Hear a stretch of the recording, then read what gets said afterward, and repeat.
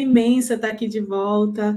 Obrigada pelo convite, Dinelly, na pessoa que eu estendo o meu agradecimento a todos os trabalhadores e frequentadores dessa casa querida, que eu realmente me sinto em casa. Eu estava falando com a Dinelly agora há pouco. Nós não nos conhecemos pessoalmente ainda, mas é como se já nos conhecêssemos de longa data.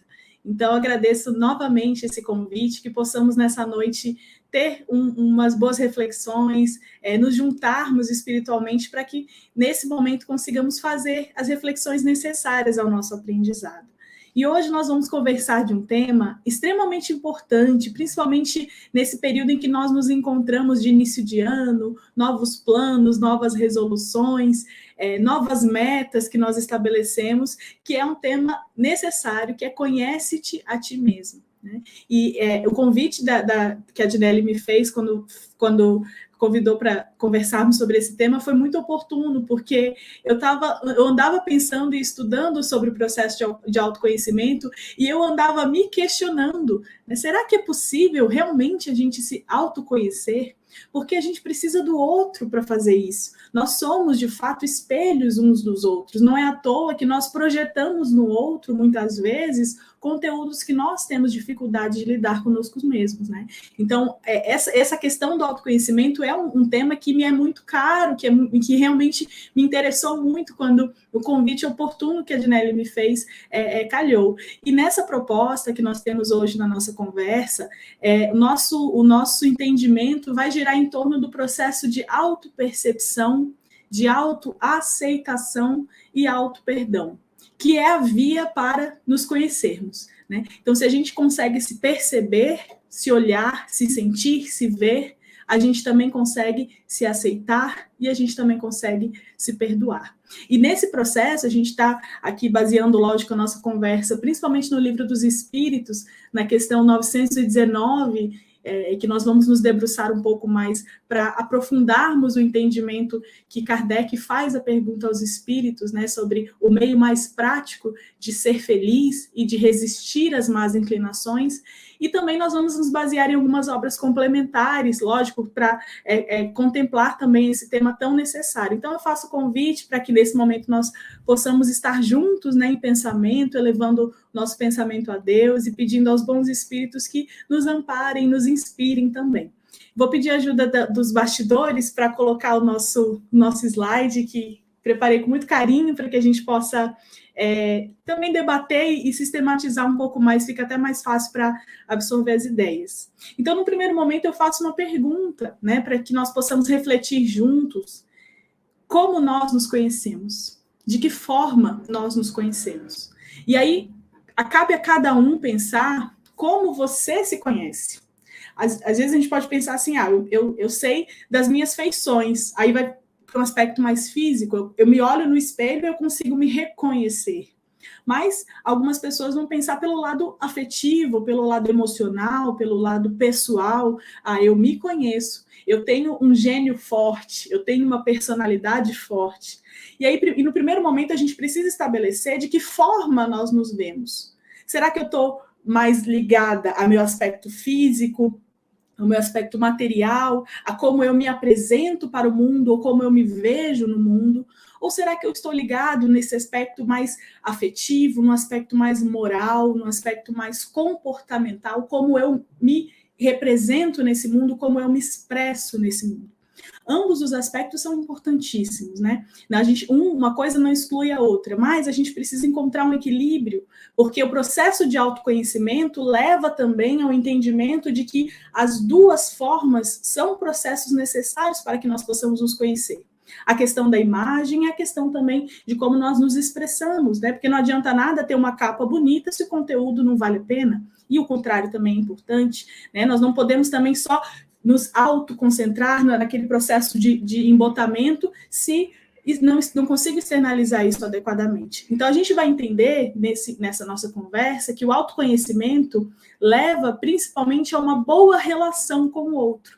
E o nosso método basilar para isso, que vai realmente nos coordenar, vai ser o entendimento do mandamento maior, em que Jesus nos convida a amar a Deus sobre todas as coisas e ao próximo como a nós mesmos. Então, para eu amar o meu outro, o meu próximo, né, a pessoa com quem eu convivo ou com quem eu tenho dificuldade, eu preciso primeiro me amar.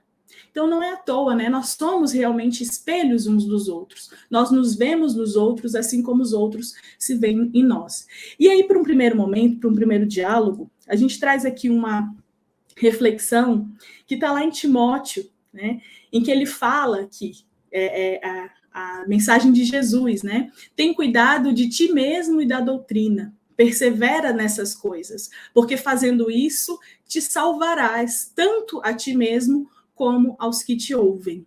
E esse convite em que Jesus faz, né, nessa compreensão, essas cartas, inclusive as cartas de Timóteo, as epístolas de Timóteo, são muito importantes para nós compreendermos o contexto do cristianismo nascente. Timóteo foi um pupilo, né? Quem foi seu mentor foi Paulo de Tarso. E Paulo de Tarso foi um dos seguidores, né, que se reformou intimamente, foi o real seguidor do Evangelho de Jesus, porque Paulo de Tarso foi uma das representações que nós temos da história do Evangelho, que nós entendemos realmente por ter conquistado essa reforma íntima, em que antes, na sua negação, na sua revolta, no seu não entendimento, ia por outra via, ia inclusive por ir de encontro às ideias de Jesus, e no momento em que Paulo de Tarso, lá na porta de Damasco, recebe aquela luz maravilhosa de inspiração e consegue compreender as mensagens do Evangelho, transforma-se intimamente e consegue, a partir dali, aplicar os ensinos do mestre e também ser um dos maiores divulgadores de sua doutrina. Então, antes de se converter de fato ao cristianismo, que como era conhecido como Saulo, né, ele perseguia os discípulos de Jesus, ele entendia aquilo como errado, inclusive. Mas depois dessa mudança, dessa transformação íntima, de ser tocado por essa mensagem, Paulo de Tarso, então, escolhe transformar a humanidade e a sociedade com a qual convivia a partir da divulgação da doutrina. E Timóteo foi um dos seus seguidores, né? E se a gente puder dizer assim, Timóteo também tinha, dentro das suas atividades, como um importante personagem do cristianismo nascente, também tinha como norte a ética do cristianismo.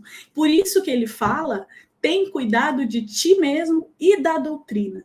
Porque o entendimento aqui é que o processo da reforma íntima, o processo do cuidado de si, não é somente com você, é com o que você faz, é como você se representa, é como você se entende no mundo.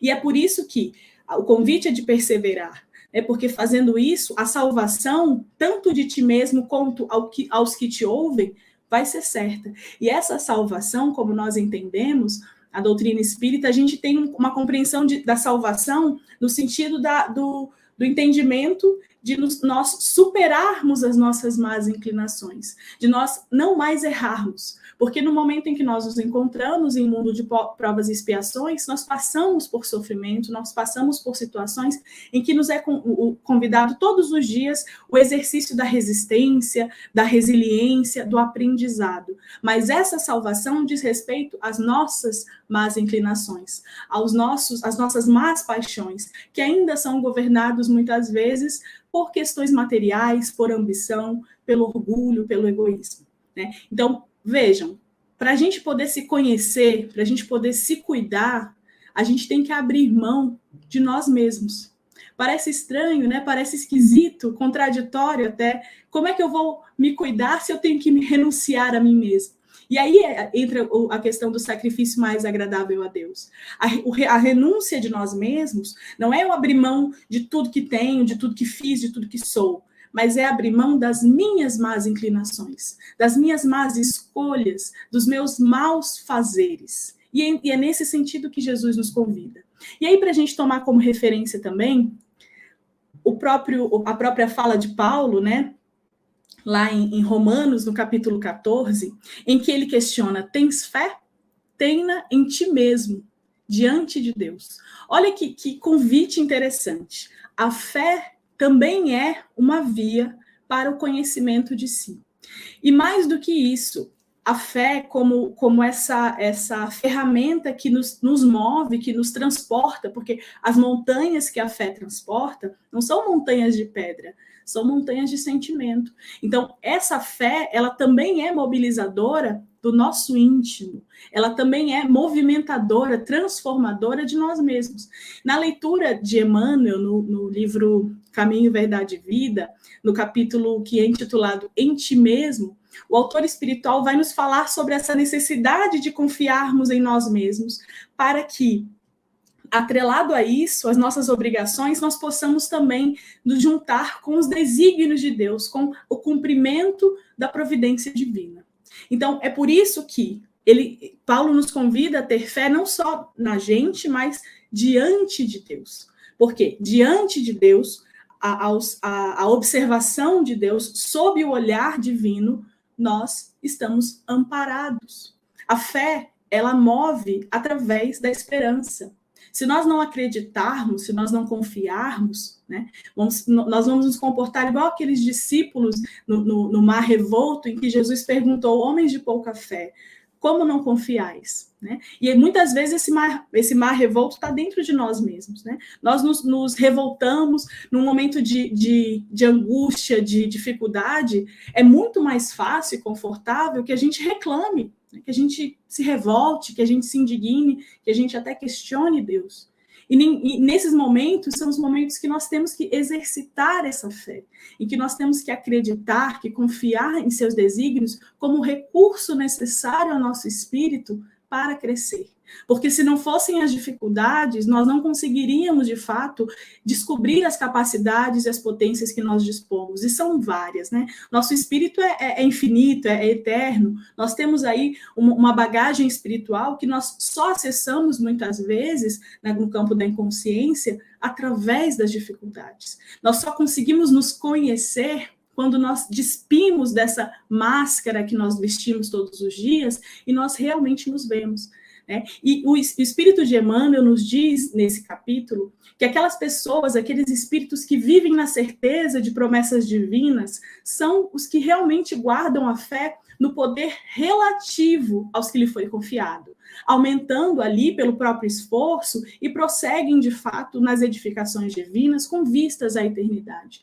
Então, nesses comprometimentos em que o espírito mesmo faz, ele consegue, de fato, confiar, porque o compromisso e a responsabilidade andam juntos, né? Ele consegue depositar em Deus a responsabilidade pelos seus desígnios, porque nós sabemos que a providência divina, na sua fé, na sua justiça, na sua bondade, não falha. Mas, por outro lado, o Espírito de Emmanuel nos convoca a reflexão que os que permanecem desalentados quanto às suas possibilidades, esperando, por exemplo, promessas humanas, materiais, né, dão a ideia, de fato, de fragmentos de cortiça, sem finalidade própria, ao sabor das águas, sem um roteiro, sem um ancoradouro.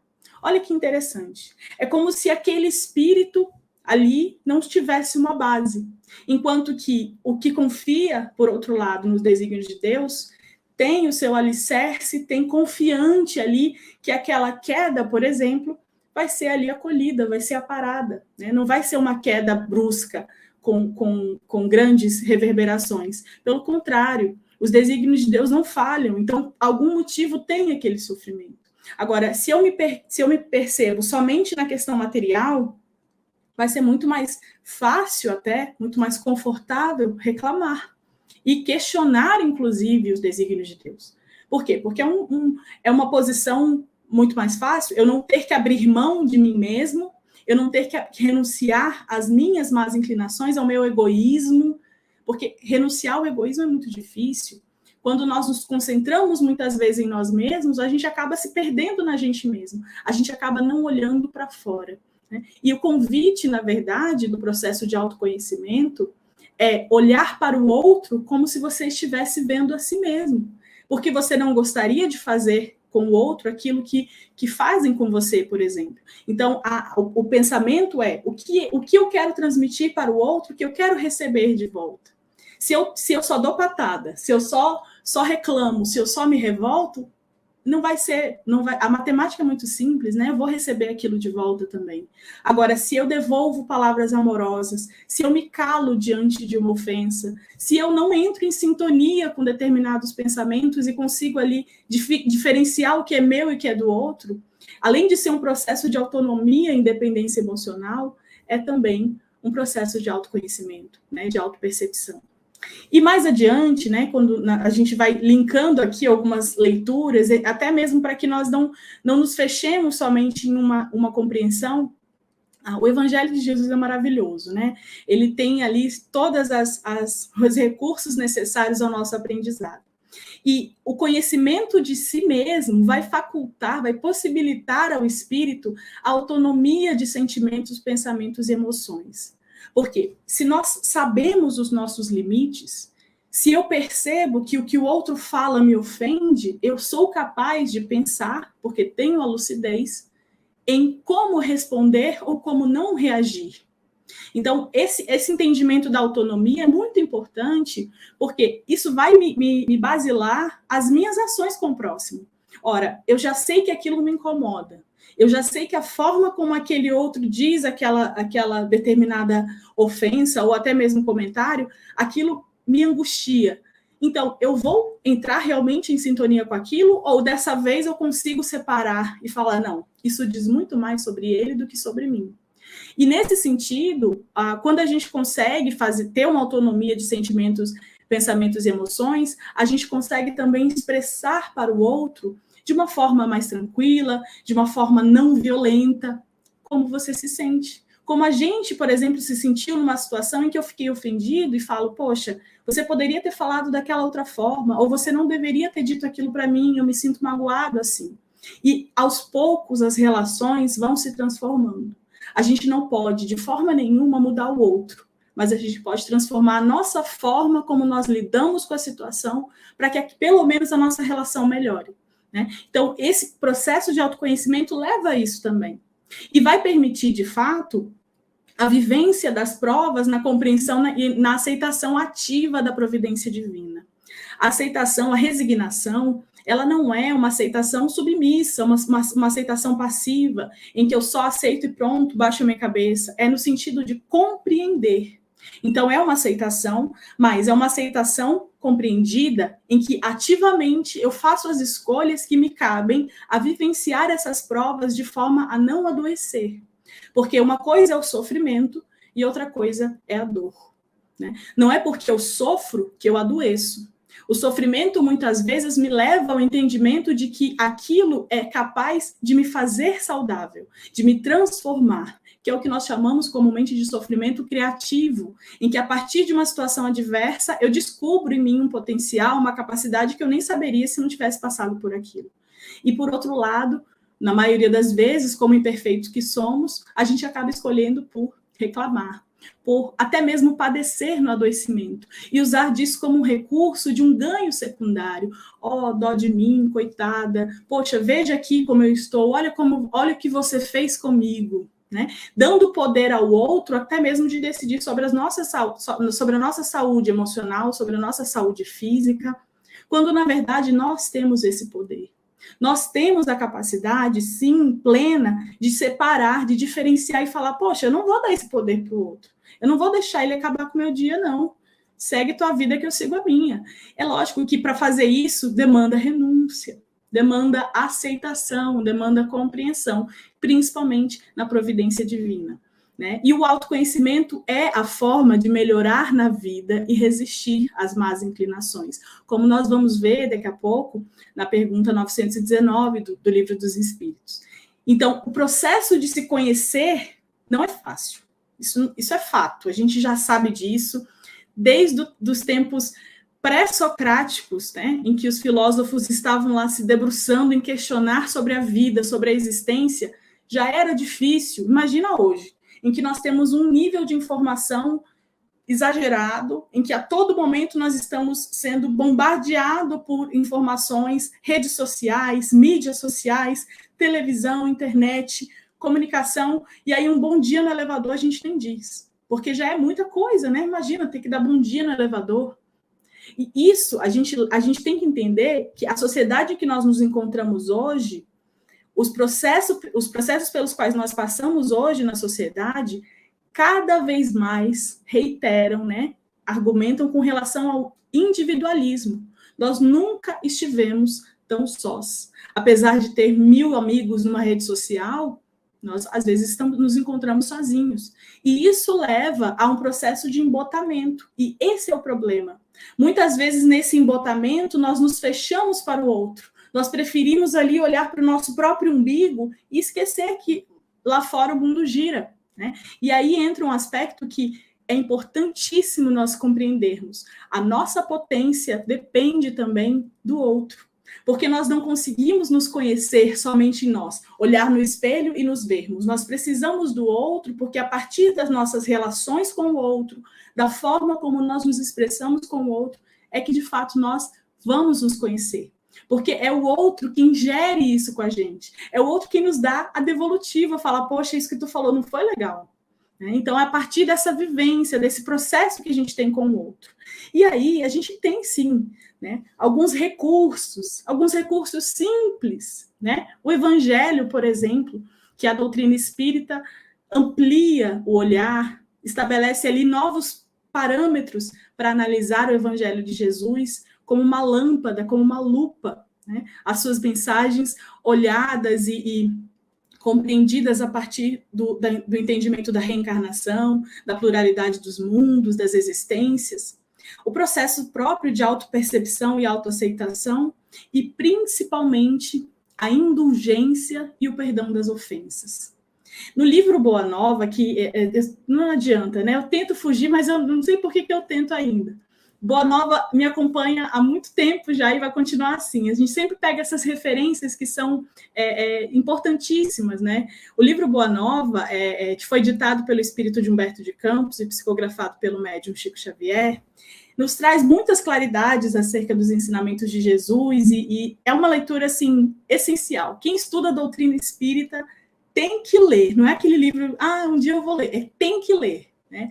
É um livro que a importância dessa leitura é principalmente para entender como as expressões evangélicas ainda estão vivas. Né? Jesus, com todos os detalhes que o espírito de Humberto de Campos traz, vivenciava ali com seus discípulos, em cada capítulo é narrado essas vivências, essas trocas. E essas falas de Jesus ecoam até hoje, né, nos nossos corações e precisam, de fato, servir como um bálsamo para as nossas almas que sofrem. Né? E eu indico muito a leitura do Boa Nova, principalmente o capítulo 8, Bom Ânimo, mas aqui a gente vai falar de outro capítulo, que é o capítulo 16 do Testemunho de Tomé, em que Tomé, quando ele chega lá com Jesus, perguntando ali, poxa, o que a gente pode fazer? Como é que a gente pode ser reconhecido? E Tomé era um discípulo que ele tinha necessidade de ver. É o discípulo que é do ver para crer, né? Ele precisava ver, ou pelo menos que fosse visto,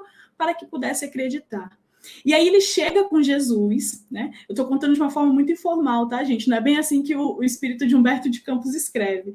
Mas ele chega lá com Jesus e ele fala, Jesus, poxa, não estão reconhecendo a gente. Como é que a gente pode mostrar para as pessoas que nós realmente temos e conhecemos o Evangelho do Reino, que nós temos a possibilidade de vivenciar o Reino dos Céus?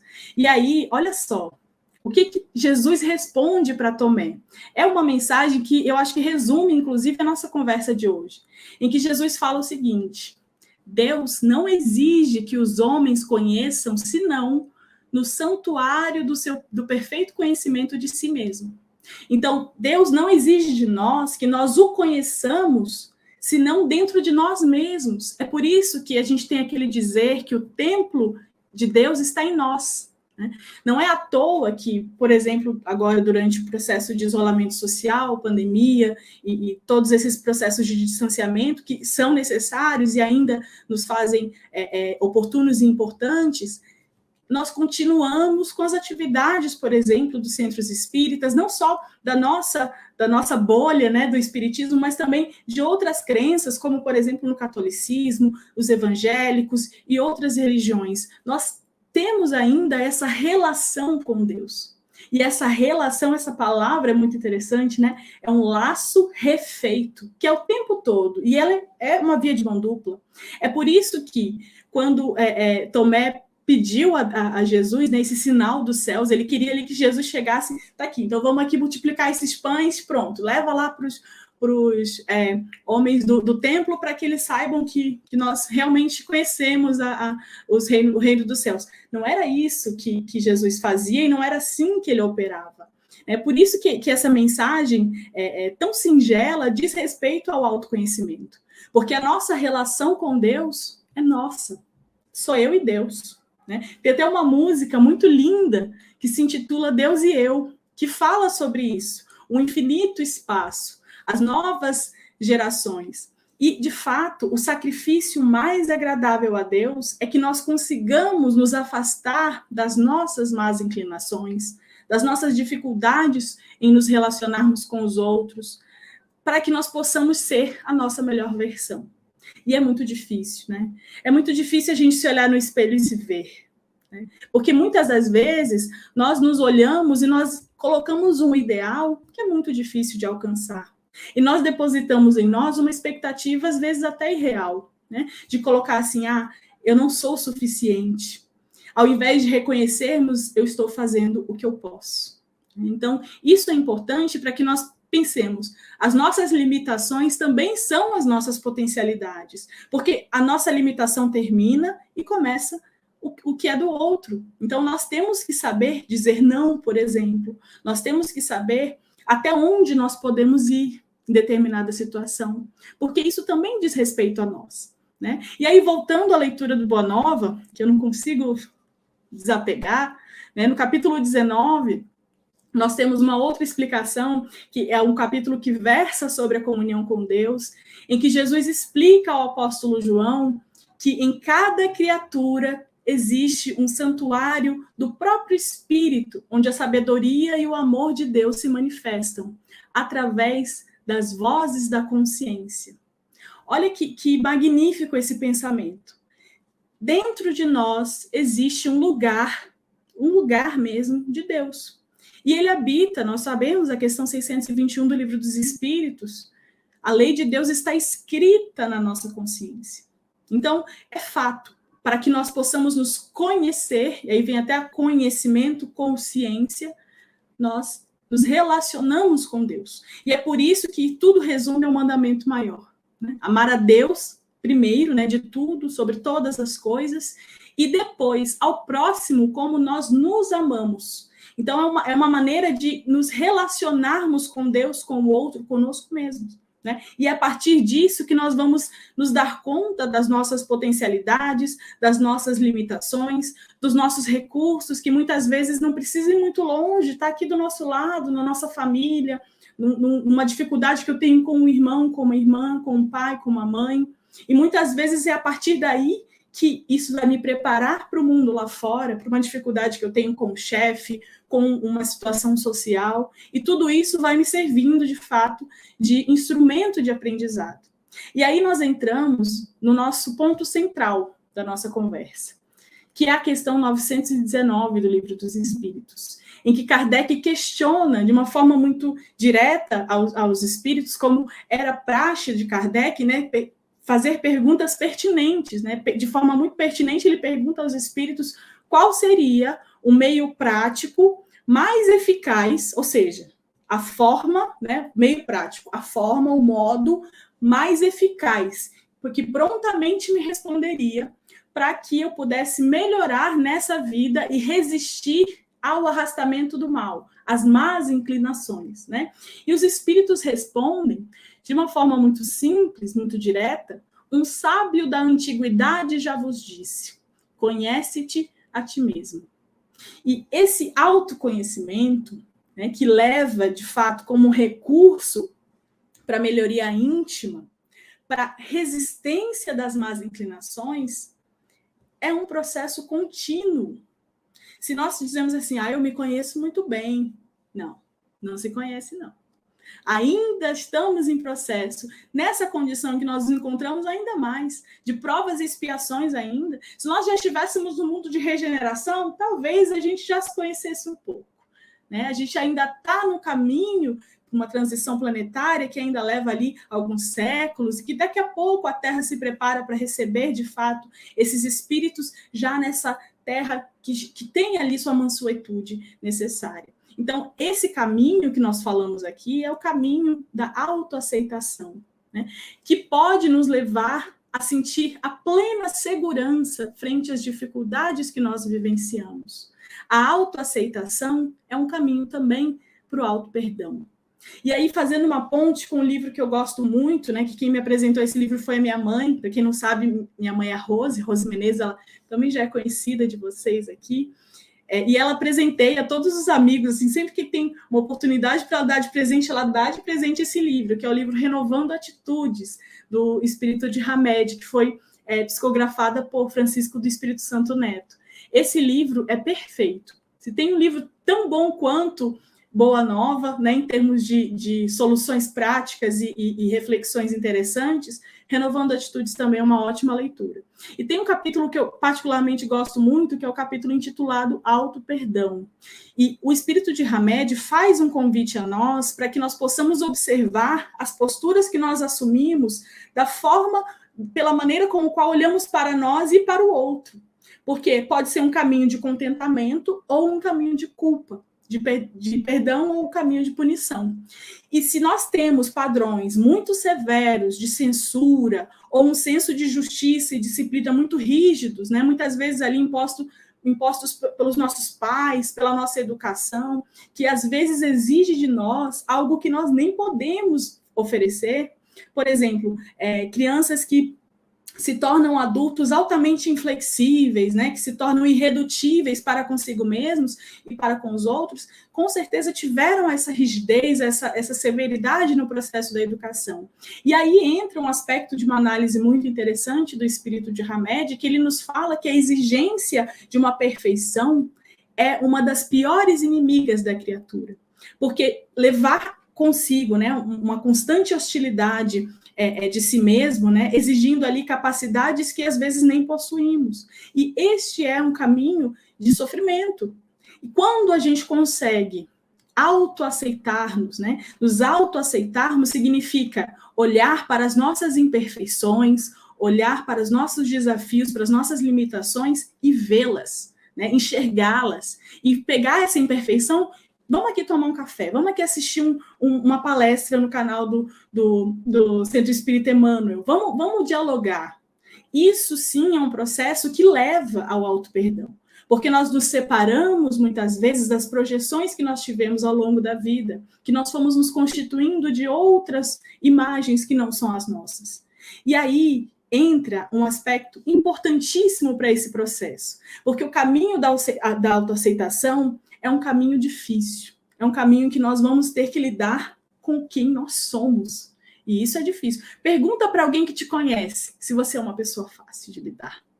Muitas vezes a resposta vai ser não. Se eu perguntar da mamãe, a minha mãe, eu sou uma pessoa tranquila, ela vai falar não, e eu sei disso. Né? Porque também nós temos um diálogo muito aberto com relação a isso. Mas isso é um caminho também para nós entendermos as nossas dificuldades. E aí é que entra o nosso poder de transformar. Porque se eu vejo a minha dificuldade, eu consigo pegar isso e falar, tá, o que isso está dizendo sobre mim? O que eu posso tirar daqui de aprendizado e realmente me transformar a partir disso. Agora, se eu só olho e falar, não, vou passar direto, fico em negação, não vai adiantar nada, né? É um caminho sem volta, às vezes. Mas aí a gente puxa a carta, né? A gente joga a carta do mandamento maior, que assim, é necessário que nós possamos entender. E até mesmo para nós irmos em vias de conclusão, lembrar que as mensagens de Jesus ecoam até hoje na nossa consciência. As pegadas que o Mestre nos deixou, que nós tentamos seguir, devem, de fato, servir como guia, como um modelo para as nossas atitudes. Quando em dúvida do que nós estamos fazendo, ou de como nós vamos responder, questione-se. Como Jesus faria? De que forma eu posso responder a essa situação?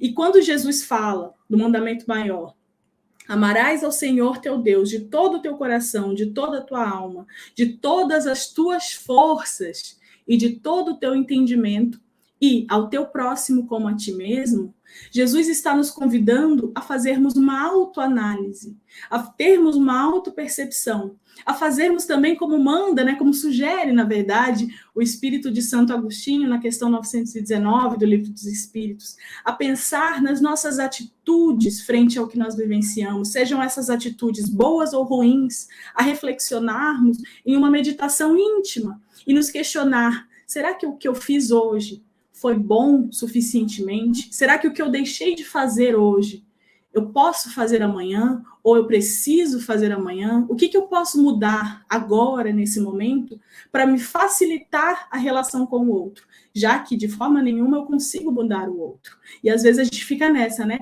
Ah, mas o problema é ele, o problema é ela. Olha o que ela fez comigo. A gente dá um poder para o outro de decidir sobre as nossas ações. Quando, na verdade, se nós tomarmos essa noção da autonomia emocional, da independência, aí sim, nós vamos olhar para o outro com um olhar de compaixão, de empatia, e entendermos que aquele, muitas vezes, é o recurso que nós precisamos para nos transformar a partir das nossas dificuldades. E é isso, né? Espero que tenha sido uma reflexão boa, assim como foi para mim. Meu coração se alegra muito sempre que eu estou aqui com vocês.